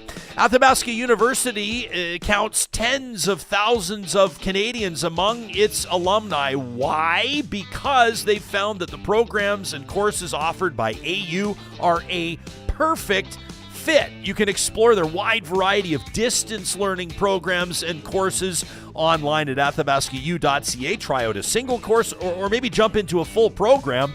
The choice is yours, whether it's an open undergraduate program, a flexible graduate program, maybe you want to go get that MBA you've always dreamed of, or their online courses including professional development. I love this from Josie, who's an alum and a master of counseling out of 2023, says, it can be really hard and busy, but it's really rewarding and worth it for the career you're going to get out of it. Open up your career options today by checking out Athabasca University. That's Canada's open university, online at athabascau.ca.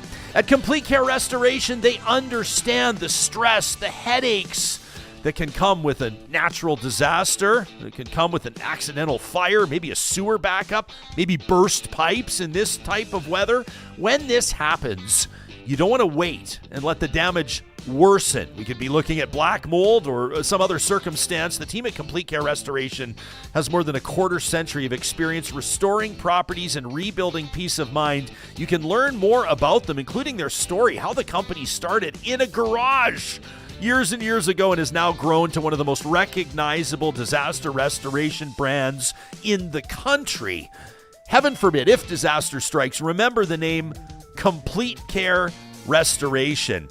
And we want to remind you what's going on with UCAN Youth Services this month. We are so proud of this partnership here at Real Talk, this non-profitable charitable organization that's helping young people out of harm's way and onto a path of economic independence. Coming up in the month of March, we're going to be remembering and honoring Kyle Dubé, an incredible friend of this show and, just a driving force, a relentless force at UCAN Youth Services. On March 3rd of last year, sadly, we lost Kyle, and we'll be honoring him this month. More details on that to come, and we'll be fundraising in his honor to support the programs at UCAN, including their comedy nights through the month of March, the 10th to the 12th, the 17th to the 19th. You can learn more details at ucancomedy.com. Real Talkers, I want to encourage you to get your tickets.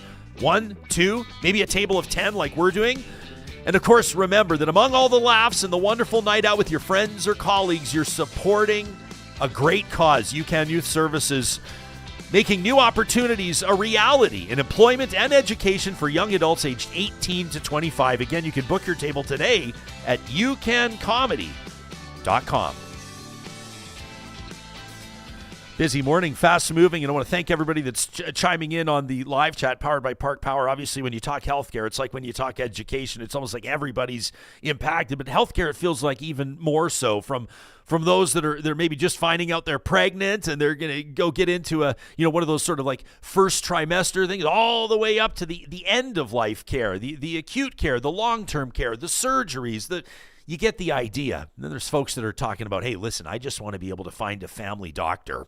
We want to know what your concerns are, and we want your feedback. If you're somebody that's working in healthcare and what you've heard here today is resonating with you, you can always send us an email to talk@ryanjesperson.com. Johnny, we've been working, John Hicks, the technical producer of this show, through this morning and barely had a chance to just kind of hang out. I didn't even talk to you about this weekend, but what a wild, long weekend when it came to hockey, that Four Nations Cup. And I told you that was... We were musing about whether or not the Star Spangled Banner, the American national anthem, was going to get booed on the Saturday night. Yeah. It definitely did. In Montreal, for Where context. We were watching at home as a family. Beautiful. And I kind of teed up. So our son Wyatt, who's 9, and I think this is a credit to I guess it's either his elementary school or maybe it's from when we've had a chance to go to hockey games together. But anytime he hears "O Canada," stops what he's doing, rips off his hat or toque, and stands there, holds it over his heart, and sings along. I love it. So he understands, I think, the significance of national anthems. So I prepped him ahead of time. I said, Wyatt, there's some buzz here, whether or not the Star Spangled Banner is going to get booed in Montreal. Sure enough, it did. And then a brouhaha, 3 fights in 9 seconds like we've probably never seen before. The Americans winning that one. Canada gets the rematch coming up on Thursday. What do you make of it all? Oh, my gosh. Okay, so I was driving at the time. I had an event during the day, and then I had another one in the evening. I was setting up a photo booth, but I'm driving and I'm turning it on and I hear the boos. I'm like, oh, this is going to be a great game. And then, drop the gloves right off the puck drop. And the first unbelievable Tkachuk brother, and then the second Tkachuk brother, and then the third fight. I'm banging on the steering wheel. I'm honking on the yellowhead. I'm screaming. I had to text the CCO of the NHL, Steve Mayer, great guy. Him and John Picaro, I'll shout him out too, who is like basically the manager of all the game directors around the league. If what he says goes. And I just said, you guys absolutely killed this. Screw the All-Star game. This is what we want every year, unless there's Olympics, right? And they texted back. All they texted back was, thanks, Johnny. And then just all the articles of people saying, no one's watching the NBA All-Star game. No one's leaving their house. Like this. They did so well with the jerseys, the rollout, the announcers, just the way they brought everyone together, and the interviews behind the scenes, and the little things of in the locker room. The whole production of this is just absolutely amazing.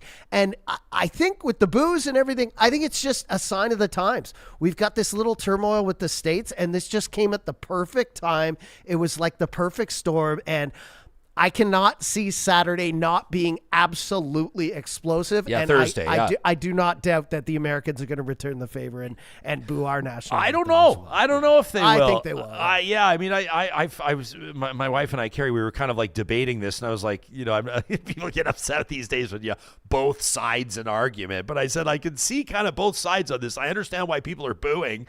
The president of the United States is not respecting Canadian sovereignty, is disrespecting us, is talking about the 51st state, is talking about the governor of Canada, referring to the prime minister as the governor of Canada. I get why Canadians are pissed about that. Sure. The tariffs and the economic disruption and all that sort of stuff, as Trump put it, the economic aggression.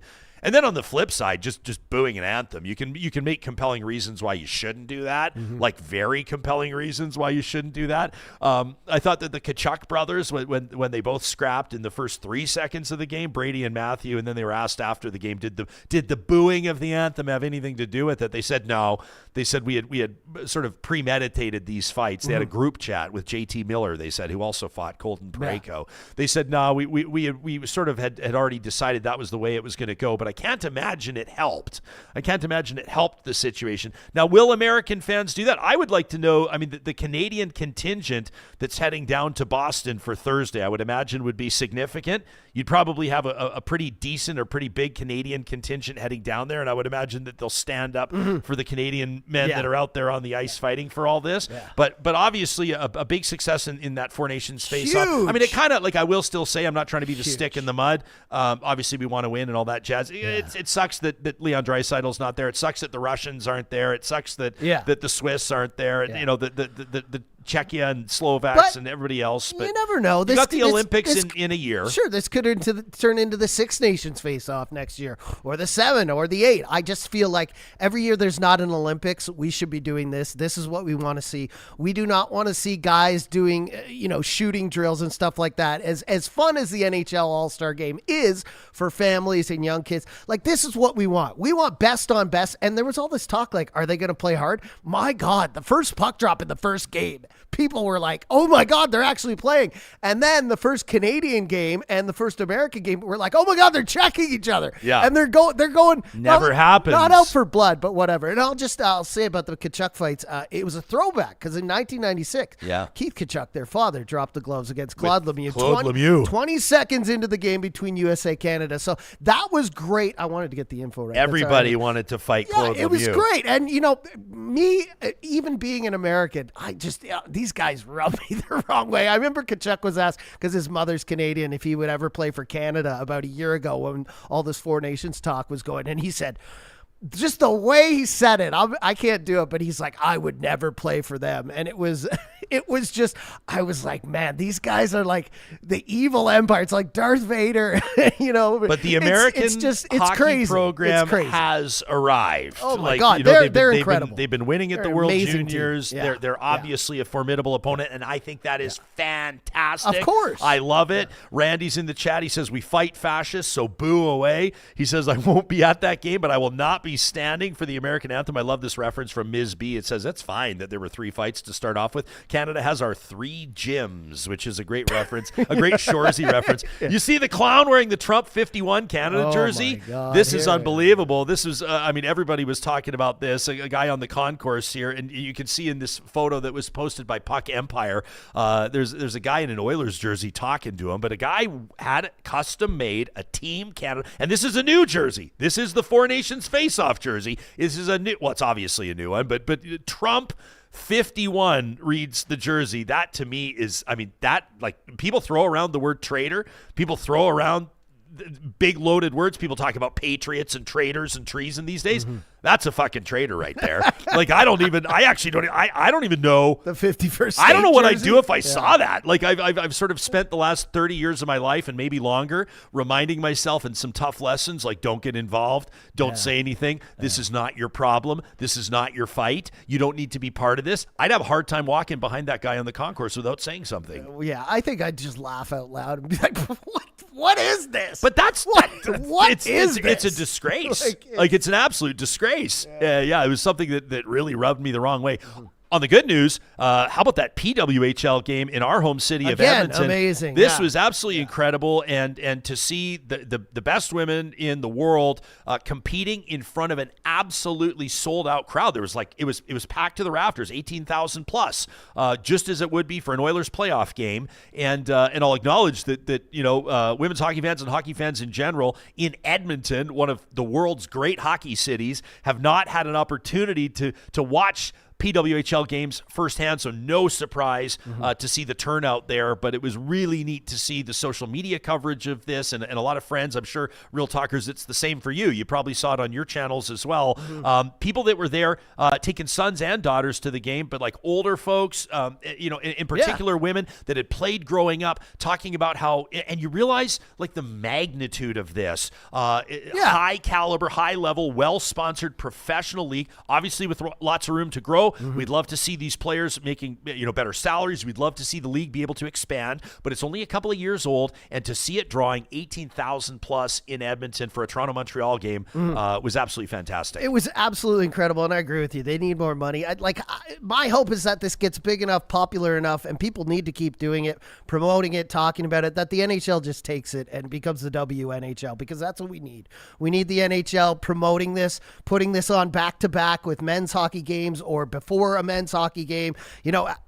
I can't wait till I see a hockey night in Canada when there's not 4 or 5 games. There's 10, and it's all day. And in between, you have men and then women and men and women. And shout out to Emirates Mashmeyer. She's played that day. A close game. Went to OT. She's a friend of yours, isn't she? I played her wedding. I DJ'd her wedding. I went right online when I saw the game, and she's got some brand new gear that I bought that is basically M38, her numbers. Anyways, and shout out to Jade Tang. She was the DJ there, so they had a woman DJ playing the in-game music. Yeah. It was just the whole thing. Again, the production's up, and like you're saying, Team USA hockey is back, women's hockey is back, and this is what we need right now, because the one downer I'll say is that, kids going into the sport right now is down. I think about 13%. It's too expensive. It's just so we need to find ways to get more women and more kids, especially, involved in sports. And as they were talking about on the broadcast of both, people were mentioning it, and I know they don't want to shadow it. They don't want to draw attention to the fact that kids going into hockey is down. But there were mentions of, hey, we need to make this sport more affordable and get it into places where they don't have.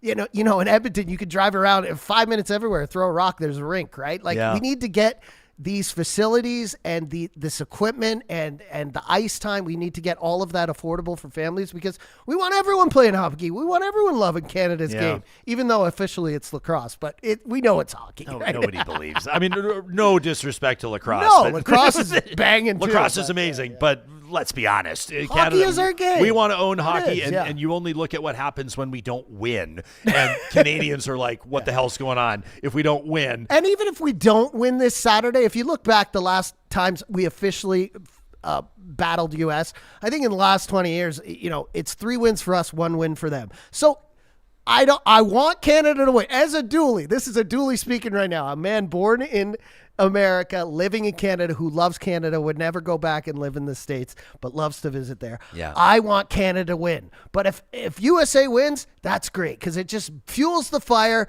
for next year, the Olympics, and then the year after that when we run this back and it's the 6 nations face-off or the 8 nations face-off. Yeah. It's going to be absolutely incredible. Yeah, exactly. A Meatball Auditor says hockey is expensive. People are broke. It is, yeah. Mark Carney is not going to make hockey cheap again. I once learned from a marketer, you never want to use Meatball Auditor. You never want to use the word cheap. You want to use the word inexpensive. Yes. It doesn't really roll off the tongue, but I wonder if a Mark Carney make hockey inexpensive again, make hockey affordable again, would work. Carney with his this will bring us back to the expensive shoes convo, which we're not going there, but No, but yeah. Carney's got the hockey credibility, and you probably saw over the weekend, including during the Four Nations face-off and the NBA All-Star game, Canada's Conservatives running ads of Pierre Poilievre. God. And by the way, Every break. 60-second ads. Those are not cheap, not 30, not 15s. Pierre walking in the hills 60-second with his ads, wife. but Pierre Poilievre. And what was one of the shots they show in there? One of the photos Yes. is Pierre Poilievre playing hockey, all know. geared up. This Yeah. is good. This is going to be a contest of who's more Canadian, who's got the hockey chops. And it's hard because I understand, and I won't go too into it because we've got other things to talk about. We've talked a lot about other things today. But, the innovation in hockey, I was listening to a podcast, is one of the reasons it's so expensive. Like, the gear has gotten so much more safer. There's so much more gear. I mean, now we're talking about neck guards. There's always things being added. Like, the reason it's so expensive is because they want to make the game safe, and it has to be high quality products and all these things. But then again, this is why soccer, and I hate to say this because people are going to argue, but it is the most popular sport worldwide. And it's because you don't need anything. Yeah. You get a pair of cleats handed down and you go on a field and you're ready to go. With hockey, I mean, you have a kid in hockey. How many pieces of gear do you have to buy? Well, right? and it's just the ice times and it's Everything, the travel and it's a lot. And I mean, maybe we don't reiterate this enough, but we want to thank the Real Talkers that were there at our Real Talk Pond Hockey Classic a couple of weeks ago. What a night. You noticed that, Days, I was looking at that, by the way, and I was like, oh my gosh, it's so unfortunate. It was like minus 30 during our tournament. We got like that last little bit of the cold snap, and then I had no idea the cold snap was going to last for like a freaking month. But the money that we raised there, and I maybe don't mention it enough, but a big part of it goes to uncles and aunts at large, which is like support for single-parent families. And then a big part of it as well, a big chunk of it goes to Kids Sport, which is an organization that works to remove the barriers to get young kids involved in sport. And a big part of that barrier obviously is the finances of it. And so we're really proud with the $30,000 that we raised at that tournament that a big chunk of that will be going to Kids Sport, and we thank all of you that made that possible. I'm seeing a lot of you here continuing to talk about the anthems, and I totally get that. I mean, Ben is all fired up on it, and Ben basically says, like, listen, he says, I'm just as choked as anybody else, but booing a national anthem says is a very low point in our history. It's disrespectful. It's uncalled for. He says, I get it. He says, I'm very upset, like all caps. He says, I'm very upset and angry and frustrated at this stupid 51st state nonsense, but he's not down with booing the anthem. I don't know. I mean, I just think it feels like on one hand, I'm like, people say, well, like it's, we market our sorry, like we're Canadian. You probably even saw the rink board advertising that said hockey's Canada's game. Sorry. Yeah. And we think that's so funny, but also at the same time, Canadians kind of don't take shit, and that's kind of always been the way that it is. We're polite, but at the same time, we're going to stand up for ourselves. And so I think you find the balance here. It does feel, to be honest, I mean, head coach John Cooper said like he's not a fan of it. He's like, I understand people are fired up.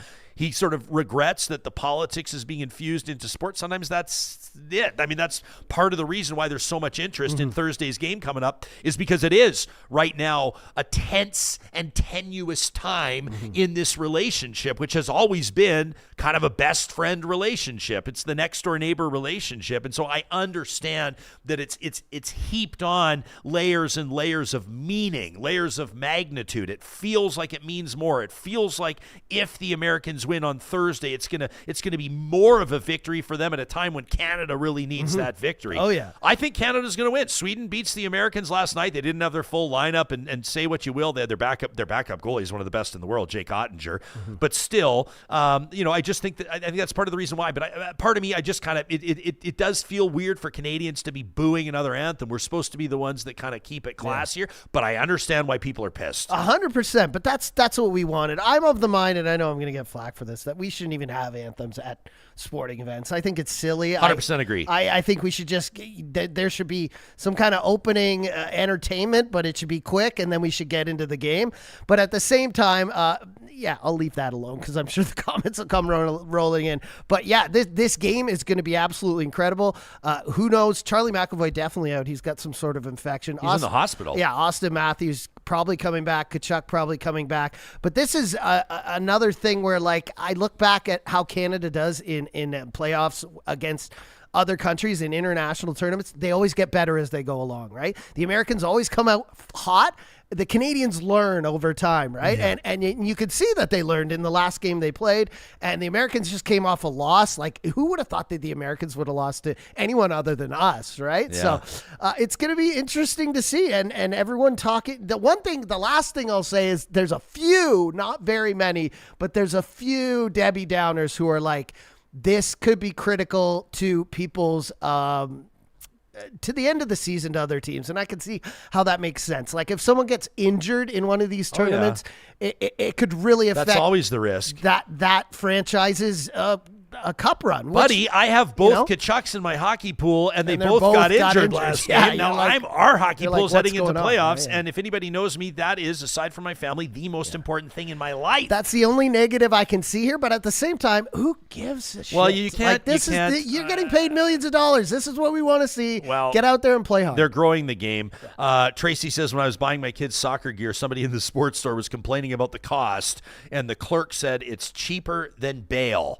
Point taken. It's true. I mean, getting kids involved in sport. I know that, I don't have a psychologist here or a sociologist here to reiterate and present the argument, but it's been proven many times with studies that when kids are exposed, and it doesn't just have to be sports, it could be other community programs, it could be drama, it could be choir, it could be band, whatever. This one time at band camp, but whatever it is, when kids have involvement in something that teaches them like the team spirit, that teaches them to cooperate, that teaches them to collaborate, obviously it in a lot of circumstances can provide life skills and in some cases coping mechanisms, in other cases education, camaraderie that they wouldn't have otherwise. Yeah, I think anything, and it doesn't have to be sports, anything team oriented, like people getting together. When your kid goes out and learns how to work as a team and learns how to show leadership or find out where they sit on that ladder or whatever and how they can contribute no matter where they are on which step of that ladder, that is a huge thing. It's way better than sitting at home playing video games. No diss to gamers, because now that's like a whole sport. They have these conventions and the kids are all on teams. As long as you're in a team setting and you're working with others and showing how you can contribute, I think that's absolutely incredible. Joseph, watching us on YouTube, says Trump has sent his message over and over, and I am at peace with our reply to the Star-Spangled Banner on national TV. Yeah. That from I agree. Joseph. Maybe you should keep them in international, but like normal sports, like let's just get to the game. We don't need that. Like we're picking and choosing now. We're not going to have theme nights, but we're going to have anthems, but we're going to have some theme nights. Like, let's just get, if you want to do in-game stuff about the military and different sects of the culture, sure, but it doesn't need to be at the start of the game. It doesn't need to be injected. But I do understand how international that, like, whichever team wins, obviously they're going to raise the flag and play their anthem. Like that's just, it's a given, right? Sure, but yeah, I don't. And listen, by the way, you have some support in the chat on getting rid of the anthems in games. It's never made sense to me. There's how many nationalities would be represented on the Edmonton Oilers? It doesn't make sense to play the Canadian and American anthems before. I say get rid of the anthems as well. Weird. You and I were never allowed when I was the in-game host and you were the official DJ of the Edmonton Oilers. We were never allowed to talk or tweet about how we actually felt about the anthems. And this is no disrespect to our good buddy Robert Clark, the anthem singer. No, not at all. He does a beautiful job. I just don't think that it makes sense to sing them, and I'd be more than happy to get rid of them. M8 can agrees. James says anthems at games, in particular in the U.S., has turned into pure jingoism. It's always funny to hear not every one of them, but a lot of Americans even try to sing "O Canada." It's like, where did you even? It's like they've never listened to it. Well, how about the Canadians singing like the whole thing in French on Saturday? Yeah, it's in Montreal. Almost 3/4 of it. Yeah, I was like, it. This is incredible. I liked it. Amazing. Yeah, James has no sympathy for me. Come on, James. He says it's my fault for picking the Kachuk brothers. I guess you're not wrong. And Tracy says they're winning those sweet Rolex watches at the games for their first stars. Yeah. Is that what they are? Is it Rolex watches? Okay. I was wondering because they haven't. Is it Rolex? They don't even. This is. Can I say this? But they've not. Have you ever thought it was weird? I'm getting into the weeds here. I'm being a bit of a nerd, ahead. but I was wondering about this. They recognize the third star. They recognize the second star with their images projected on the ice, and then the first star comes up and gets a photo, and that's kind of what they do at international tournaments. But typically, it's sponsored by like Tissot or Rolex or Tag. Yeah. It's usually a watch company. This one, I've not seen it. They keep the box closed. They don't show it. And I was like, what's it? It could be like coffee. Like, I don't know what they're giving these guys. And I love everyone in the NHL, but this is the one I sent a text to someone who works there. And I was like, what is happening when Sidney Crosby in the first game is first star and he rolls up to pick up whatever it is and it's in a gift bag? Like he's handed this gift bag and they take a photo, Ryan, and he's holding a little, it's got the parchment paper coming out the top and it's just like, you could totally do without that or make a small trophy or make a plaque or a framed whatever. Like what's in there? They don't want the small trophy. If you don't want them to see that you're giving them a $200,000 watch, then give them something else that has meaning that we can see. I just thought it was the weirdest part of the whole thing. That's the only demerit I would give. Yeah, and the big one, which I'll just circle back to be Donald Downer for a second, is the fact that there's only 4 teams. But whatever. Listen, it's a precursor to the 2026 games. The Olympics, I think, are going to be fabulous. The NHL is back at the Olympics, and it's something for hockey fans to get excited about. The one other thing I just wanted to touch in is another aviation disaster. Another, and this is, freaking me out because I hate flying. I mean, sometimes I guess it's just like coincidence happens, and we sort of like search to find meaning or correlation when there's not. But this This crash at Toronto Pearson over the weekend, it was operated by Endeavour Air. I think people probably are familiar about this, but this is absolutely wild. A Delta flight that crashed right around 2:30 in the afternoon, flying in from Minneapolis, carrying 80 people on board, 76 passengers, 4 crew, 22 of them Canadian. Unbelievable footage. We're showing you right now, for those of you that are watching on 7 different social media platforms, the immediate aftermath. This looks like, Johnny, here's another thing, side issue. I'm not trying to distract from the story. I'll bring it back on track, but I had to, for a split second, I was like, is this AI? Because it's hard to tell what's real and what's AI anymore. When's the last time you saw a passenger jet flipped over? It's flipped over. The landing gear on the rear of the plane, on the back of the plane, appears to be completely sheared off. Fire crews there on the runway immediately dousing it as passengers and crew are still exiting the fuselage. Just absolutely remarkable stuff. And then new video emerging as well on TMZ showing that as this plane lands, basically, it basically, like, I don't know if you saw it. I'll find it here. I'll track it down. But it basically like burst into flames immediately. The minute that it landed, and obviously there's an investigation underway, but people would be absolutely right to be wondering about this because the number of aviation disasters that have occurred over the past few weeks is I think getting a lot of people asking some very legitimate questions on what the heck is going on. So we've now got 6 in 2025, and it's not even the end of February. 3 major, obviously the helicopter one, this one, and then there was another one for a major airline, and then 3 smaller ones that happened that you may have not heard about. But 6 in 2 months is, I mean, the percentage-wise, this is crazy. Yeah, check this out. Check this out. This is courtesy of TMZ, but watch this, Johnny. As you can see, this jet is coming in, and then I'm not an aviation expert, but what I do know is like it bursts into flames immediately, like the second that it touches down. And I just think it's absolutely incredible that nobody passed away. As my understanding is that there's still a couple of people in hospital. You never know. I mean, hey, here's like, just to be a nerd for a second, like this is why you keep your seatbelt on. Yeah, absolutely unbelievable. And I saw some interviews. We had one where we're not playing on the show just because there were so many F-bombs. I was watching it at home, and Carrie pops in and she's like, "What's going on?" I was like, I said, this guy, and this guy's just like he's effing, and I go, he just survived a plane crash. Like the plane he was in flipped over onto its roof. Like I would not, if I had a microphone in front of me after walking away from an aviation disaster like that, I don't even know what I would be saying, but I'm not suggesting that there's something nefarious or whatever. No, but it's concerning. But I'm just saying, when there's crash after crash after crash after crash.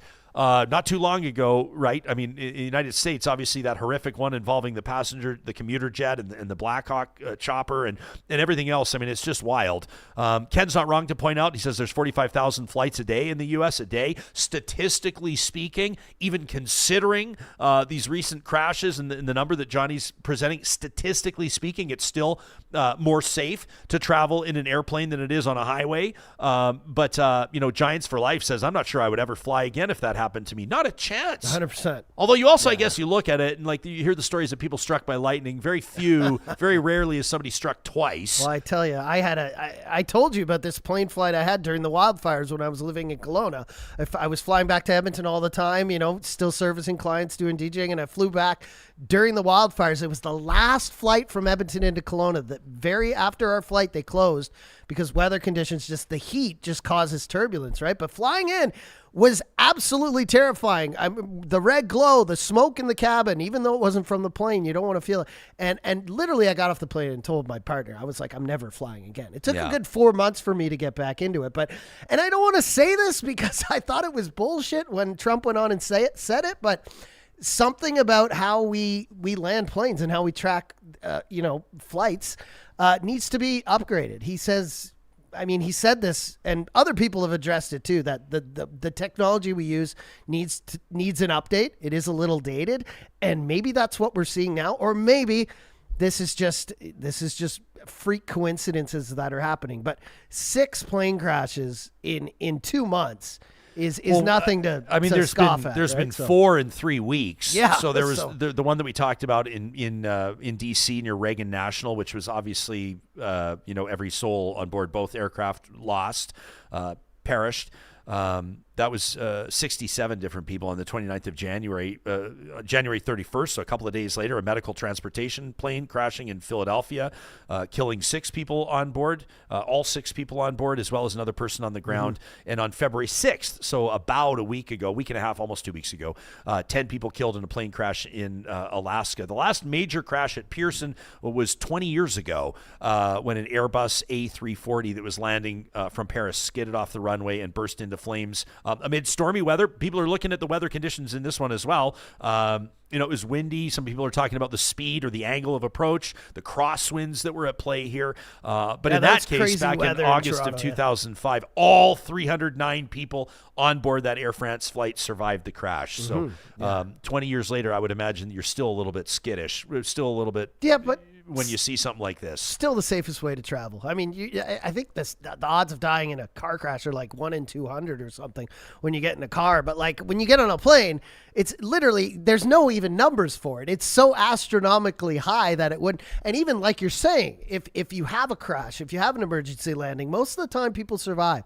So, but to see these things happening back to back to back, and then now also, like, I agree, something has to be done. We have to kind of go over how we do this, and does the technology need to be updated? Do we need to train people better? But you have Trump firing, a large amount of people, air traffic controllers, people on the he fired like hundreds of people the other week. I don't think that's the time to be doing that. I think it's the time to retrain staff, get them to implement. Another thing I was watching, because obviously I'm watching tons of news on this subject, is that it's just a hard job to do. They don't pay people enough. It's work intensive. It's long hours. It's super stressful. It's obviously the pressure of having souls on a plane and you being responsible for getting planes on the ground. The whole thing is just, we need to train better. We need to pay them better. So the whole thing needs to be revamped. So I hate to say this, but maybe the president is right, I do know that. Yeah, I mean, the whole distraction around the DEI hire and that kind of stuff, and like the Trump reaction to the DC crash, it's ridiculous. I'm sort of having a tough time taking any of his claims seriously when it comes to air traffic control. Sharon says she's got to fly in a few weeks, says, I don't know. And then others are saying, well, I would fly again. What are the chances it's going to happen twice? Ms. B did not know Ms. B in our chat, a Real Talker, is a pilot, which is interesting. Says that is a huge number of aviation crises in a short number of time, right? And not a coincidence considering what's happening. Interesting comment. Says those aircraft regularly navigate those weather conditions. They're not the same as small aircraft. This wasn't weather. That's Ms. B's opinion on that. We will, there's going to be an update today. It's after we're speaking here after we're recording the show, but it is something obviously we're keeping an eye on the story because it's interesting and obviously concerning, I think, for a lot of people. It's on everyone's minds. Like somebody was today or on the weekend was like, I'm going to Vegas next week. And the first thing my eyes, like I thought of it, and she's like, you're thinking about the plane crashes? I'm like, yes, like that's what everyone's thinking about, right? Like, yeah. Let us know what you think on this to talk at ryanjesperson.com. And obviously we'll continue these conversations. Want to let you know that we've got a great show coming up tomorrow. I'm going to tell you about more on that in just a second. But first, this is the first episode of the week, we have a bit of a tradition. And I know that, there's a lot happening in the news cycle, and sometimes it can feel a little bit heavy. Well, our friends at Kuby Renewable Energy give us an opportunity to focus on the positive, to find the silver linings. It's positive reflections. Again, proudly presented by our friends at Kuby. And we want to give a shout out to Stefanie. Sometimes we'll read like a letter of a random act of kindness or somebody that's paying it forward. And then sometimes, with apologies to our podcast listeners, we want to just show you an amazing video. And Stefanie wondered if we had seen this. We had not, Stefanie, until you shared it with us. But Johnny, this is a video that's being shared of a senior's home, but it's posted by the Golden Nugget, like one of the most legendary Vegas casinos on Fremont of all time. I love the Golden Nugget. Yeah. I hit 22 on the nose on roulette with my wife. 22. Carrie and I were down there just before COVID hit, like weeks before COVID hit, and we're hanging out in the Golden Nugget. This is not the positive reflection, by the way. And we're walking through. This is a bonus. Well, and we're playing blackjack, and we're having some fun and playing the slots, and having a wonderful time, and by the way, always know your limits and play within them. And we're walking past, did all right at blackjack, I don't want to brag, but did pretty well at blackjack. And we're walking out of the casino to go hang out at, on Fremont, and Carrie says, I've never played roulette. And she's like, how does it go? And I'm like, well, you kind of like pick it. I'm telling her, like, you can go black or red, or you can pick fours. I like to split my bets into fours or whatever. And she goes, I want to go 22. It's her favorite number. Yeah. Everything is 22. Great number to play. Then I'm like, well, you can kind of split it up. She goes, 22. So we move a big stack, put 50 on 22, and it hit. Boom. Unbelievable. So I have wonderful memories of the Golden Nugget. Anyway, you could give them a follow on Instagram. But Stefanie shared this with us. This is a senior's home that created a human slot machine for its residents. And so as you can see, the seniors that are living here are pushing a little red button to get the slot machine to go, and it's staffed by 3 staff members at the senior center, and they're holding up bananas and oranges and apples and doing it all themselves and having so much fun. I honestly watched this thing. This is like, I don't know what it is, a 20-second video. I think I've watched it 100 times, and my face hurt so much from smiling. Says the Golden Nugget Casino, this has to be the most wholesome thing on the internet. And Stefanie, we agree. We want to thank you for sharing it with us. It honestly made me laugh out loud when I saw it. Just staff at a senior center going above and beyond to make the day of their residents. Have you seen something like this in real life? Have you made something like this happen? What made your day? What made your face hurt from smiling? We want to hear about it. You could be featured in an upcoming edition of Positive Reflections, proudly presented by our friends at Kuby Renewable Energy. You can check out their career opportunities, their job postings right now, plus get a free solar quote by visiting their website, kuby.ca. Coming up on our next episode of Real Talk, I want to let you know we're going to be checking back in with Trina Moyles. You remember Trina when she joined us more recently, talking about her life in that fire watch tower? You remember that? Probably one of the loneliest jobs, but incredibly important, presenting wildfires. Well, she's doing research on bears, and Trina's going to join us coming up on the next issue of the show. On the next episode, we're also going to check in with Shauna Feth, the CEO of Alberta Chamber. She's got her eye on Alberta business, and I haven't even told you this. Liberal leadership candidate Karina Gould reached out to us and wondered why we've not been in touch. We haven't really been talking to the leadership candidates. Number one, because Carney and Freeland aren't returning our emails. I wonder why. But Karina Gould says, I want the platform. I want to talk to Albertans. We said, let's make it happen. So you have an absolutely packed episode of the show coming up on February 19th. We hope you'll join us then. In the meantime, thanks for subscribing to us on YouTube and wherever you get your podcasts. Thanks for leaving a comment, liking the episode, and sharing it with friends you know might benefit from hearing from Dr. Paul Parks. As always, our email inbox wide open to talk@ryanjesperson.com. Thanks for doing what you do to make Real Talk possible.